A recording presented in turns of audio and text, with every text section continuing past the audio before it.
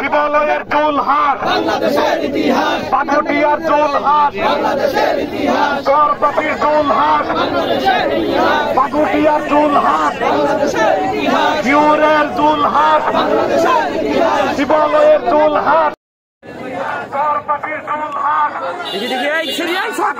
চুলহাট, শিউরের চুলহাট, শিবালয়ের চুলহাট, দৌলতপুরের চুলহাট, চরপাশির চুলহাট, মানিকগঞ্জের চুলহাট, মানিকগঞ্জের চুলহাট, বাংলাদেশের ইতিহাস, মানিকগঞ্জের চুলহাট, চরপাশির চুলহাট।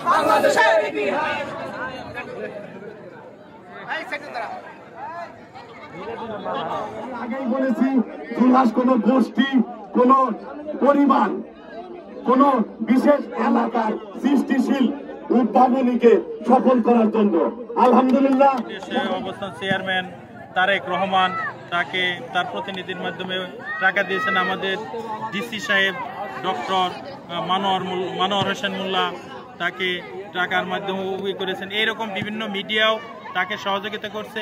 তবে আমার সকলের প্রতি একটা আবেদন, জুলহাসকে একটু এগিয়ে নেওয়ার জন্য, যদিও সে উচ্চ শিক্ষিত না, তাকে এই বিষয়ে দক্ষতা বৃদ্ধি করার জন্য তাকে ইঞ্জিনিয়ার করবা, বিমানের যে বিভিন্ন পার্ট আছে সেই পার্টগুলিকে অবহিত বা তার টেকনিক্যালের মাধ্যমে সে যাতে আরও নতুন আবিষ্কার।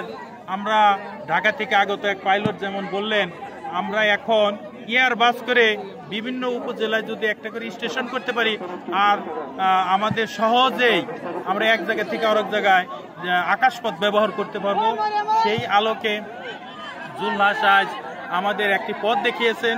এবং যারা রাষ্ট্রীয় এবং ব্যক্তিগত সবাই যদি জুলহাসকে সাহায্য করে, তাহলে আজকে আমরা যে অবস্থা দেখছি আমরা অনেক উপরে যেতে পারবো। বাঙালির বুদ্ধি আছে, একটা চরের অর্থহীন ছেলে আজকে আমাদের নতুন কিছু আবিষ্কার দিয়েছে।